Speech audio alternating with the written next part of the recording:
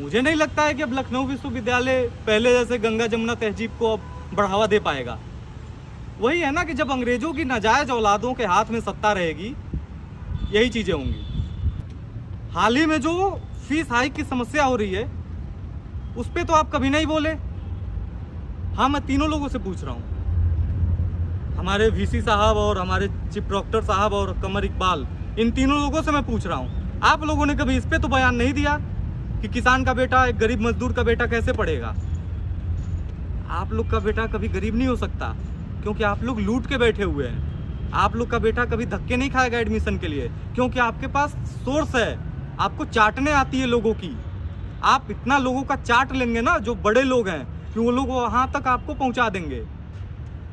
शर्म आती है आप जैसे लोगों को अपना चीफ डॉक्टर और वीसी और एसोसिएट प्रोफेसर बुलाने में।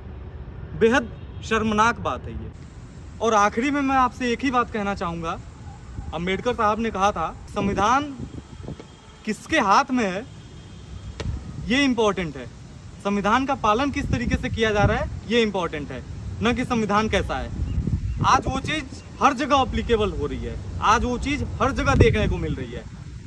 यानी कि एक ऐसा तंत्र जब संविधान पे हावी हो जाता है, तो उस संविधान की जो सोल होती है वो ख़त्म हो जाती है। और मुझे लगता है कि फ्रीडम ऑफ स्पीच जैसी चीज़ों को संविधान से अब हटा देना ही ज़्यादा उचित होगा, क्योंकि फ्रीडम ऑफ स्पीच जैसी चीज़ रह नहीं गई है, अब बिल्कुल नहीं रह गई है।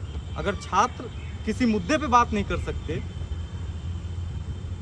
छात्र अपनी आवाज़ नहीं उठा सकते, छात्र लड़ नहीं सकते, तो फिर काहे का छात्र, काहे का फ्रीडम ऑफ स्पीच, काहे का संविधान। बंद करिए ये सब खेल। आप सीधे बोल दीजिए कि भारत एक मनुस्मृति वाला राज्य है, आप घोषित कर दीजिए और आप चलाइए, फिर मनुस्मृति से अपना देश चलाइए। दलाल लोग, जिन्होंने बाप की बपौती समझ रखा है इस विश्वविद्यालय को, जिन्होंने पूरे संविधान के मूल रूप को निस्तानाबूद कर दिया है। बस यही कहना है आपसे। आप इस चीज़ से रिलेट कर पा रहे हो तो बेशक, वरना आप गालियां भी दे सकते हैं, मुझे कोई फर्क नहीं पड़ने वाला है।